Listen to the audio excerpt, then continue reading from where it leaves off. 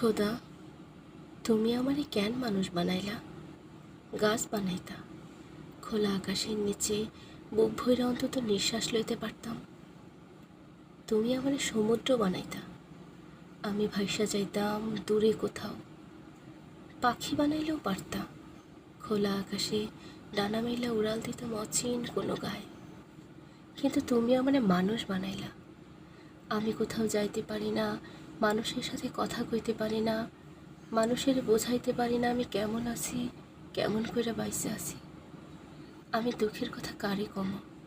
কেউ নাই আমার, কেউ নাই, কোথাও কেউ নাই। মনে হইতেছে প্রতিদিন একটু একটু করে আমার দুনিয়াটা ছোট হইয়া যাইতেছে। নিঃশ্বাস নেওয়ার মতো এক টুকরা জায়গা নাই, চিৎকার দেওয়ার মতো খোলা একটা আকাশ নাই।